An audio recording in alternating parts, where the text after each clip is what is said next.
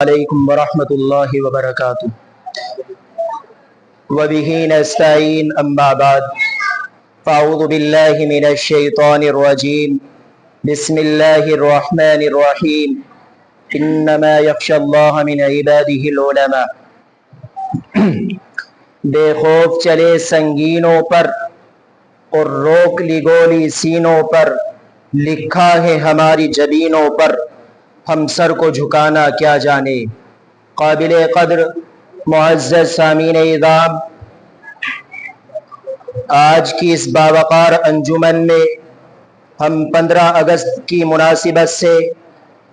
اپنے بزرگان دین کی تاریخ کو دہرانا چاہتے ہیں اور آپ کو بتا دینا چاہتے ہیں کہ ہمارے بزرگان دین نے اس ملک کو اپنے خون جگر سے سینچا اور پروان چڑھایا ہے، لیکن اس کے باوجود بھی ہمارے اکابرین امت کی تاریخ کو تاریخ کے اوراق سے مٹا دیا گیا ہے۔ میرے عزیز ساتھیوں، جب انگریز ہندوستان میں آیا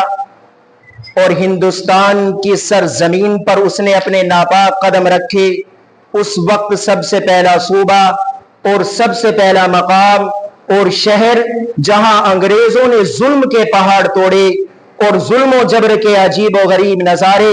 اس دنیا نے دیکھے، وہ بنگال تھا۔ لیکن جب بنگال پر انگریزوں کا تسلط ہوا، ماؤں اور بہنوں کی عزتیں محفوظ نہ رہی، لوگوں کے مال محفوظ نہ رہے، جب بنگال انگریزوں کی چنگل میں پوری طرح سے آ گیا، جب بنگال میں ظلم و تشدد کے پہاڑ توڑے جانے لگے، جب بنگال میں رہنے والے ہندو مسلمان تمام ہندوستانی بھائیوں کی نہ عزتیں محفوظ تھی، نہ آبرو محفوظ تھی، نہ مال محفوظ تھا، نہ سر محفوظ تھا، اس وقت بنگال کی سرزمین پر کھڑے ہو کر کے انگریزوں کے خلاف علم جہاد بلند کرنے والا، انگریزوں کی آنکھوں میں آنکھیں ڈال کر انگریزوں کو للکارنے والا آپ کا بھائی، آپ کا پیارا، آپ کے مذہب کا علم بردار نواب سراج الدولہ ہے، جس نے 1757 میں انگریز کی حکومت کو تسلیم نہیں کیا اور کہا انگریز تیرے ناپاک قدم اس ملک میں نہیں جمیں گے، اور اس ملک میں سب سے پہلی بغاوت کا اعلان 1757 میں نواب سراج الدولہ نے کر دیا۔ 1757 کو پلاسی کے میدان میں معرکہ ہوا، اپنوں کی غداری کی وجہ سے نواب سراج الدولہ گرفتار ہو گئے اور برسر عام 1757 کو نواب سراج الدولہ کو قتل کر دیا گیا۔ یہ ہندوستان کی تاریخ ہے۔ ہندوستان کی تاریخ میں سب سے پہلے انگریز کے خلاف کھڑا ہونے والا، سب سے پہلے انگریز کی آنکھوں میں آنکھیں ڈال کر انگریز کو للکارنے والا، علم جہاد بلند کرنے والا، اگر تاریخ میں کوئی اپنا نام لکھواتا ہے تو وہ مذہب اسلام کا ماننے والا نواب سراج الدولہ ہے، جس 1757 میں اس عظیم سپوت کی شہادت کے بعد 1792 میں میسور کی سرزمین سے ٹیپو سلطان رحمت اللہ علیہ نے علم جہاد بلند کیا اور میسور کی 4 بڑی لڑائیاں لڑی۔ اس کے بعد 1799 آیا، انگریزوں کے دانت کھٹے ہو گئے، ان کی جڑیں ہل گئی، ان کی عمارتوں میں زلزلے آ گئے، ٹیپو سلطان رحمت اللہ علیہ کے نام سے انگریزوں کے جسموں میں لرزہ طاری ہونے لگا، لیکن آخرکار یہاں بھی یہی ہوا، اپنوں کی غداری کی وجہ سے ٹیپو سلطان رحمت اللہ علیہ کو 6 مئی 1799 کو سرنگا پٹنم کے میدان میں شہید کر دیا گیا۔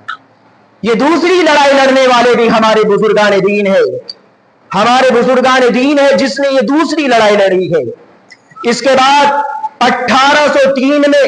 دہلی میں جب انگریز آیا اور دہلی میں اس نے قبضہ کر لیا تو وہاں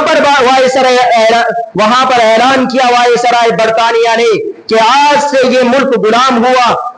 حکم یہ ملک بادشاہ کا، خل خدا کی، حکم ایسٹ انڈیا کمپنی کا ہوگا۔ اسی دن ہندوستان کی سرزمین پر سب سے پہلے جہاد کی فرضیت کا فتویٰ دینے والے میرے آپ کے بزرگ، میرے آپ کے روحانی قائد، ہندوستان کے سر کے تاج حضرت مولانا سید شاہ عبدالعزیز محدث دہلوی رحمت اللہ علیہ ہے،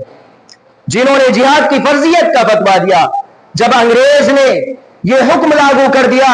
کہ آج سے یہ ملک غلام ہو چکا ہے اور اس ملک میں حکم ایسٹ انڈیا کمپنی کا ہوگا تو مولانا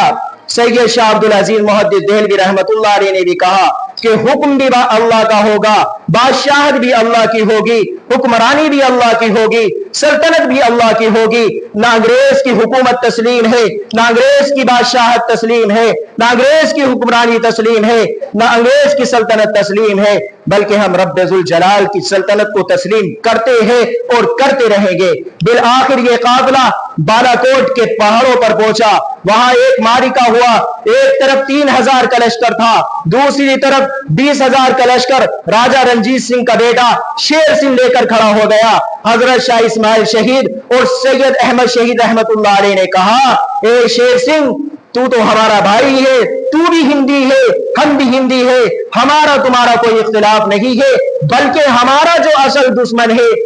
ہے وہ انگریز ہے، ہمیں چاہیے کہ ہم مل کر اس کا مقابلہ کریں۔ لیکن شیر سنگھ تو غلام تھا، انگریزوں کے تلوے چاٹنے والا تھا، اس نے کہا جنگ ہوگی، یہ جنگ بھی ہمارے اکابرین نے لڑی ہے، اور اس میں تیسری جنگ میں اکابرین امت کو شہید کر دیا گیا۔ اس کے بعد 1857 کی جنگ آزادی میں 2 محاذ بنائے گئے، ایک محاذ امبالہ پر جس کی قیادت مولانا جعفر تھانیسری کے پاس تھی، دوسرا محاذ شاملی پر جس کی قیادت حضرت حاجی امداد اللہ مہاجر مکی کے پاس تھی۔ اس جنگ میں بڑے بڑے علماء و صلحاء شہید و زخمی ہوئے، اسی جنگ میں مولانا نانوتوی زخمی ہوئے، اسی جنگ میں حضرت گنگوہی زخمی ہوئے، اسی جنگ میں حافظ ضانی شہید ہوئے۔ 1857 کی جنگ آزادی میں 2 لاکھ مسلمان شہید ہوئے، جن میں 51,000 علماء کرام تھے۔ دہلی میں 500 علماء کرام کو پھانسی کے پھندوں پر لٹکا دیا گیا۔ بہرحال وسائل کی قلت سے، اپنوں کی غداری کی وجہ سے اس میں بھی فرنگیوں کا غلبہ ہوا، اور وائسرائے برطانیہ نے اپنے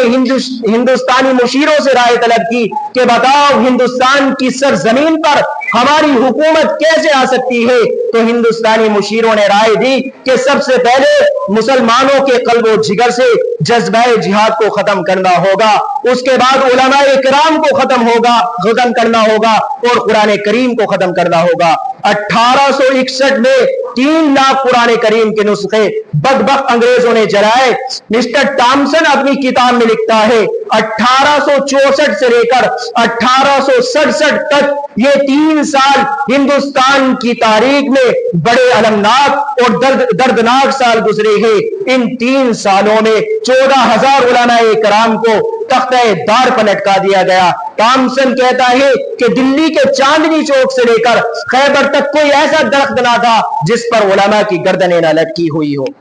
وآخر دعوانا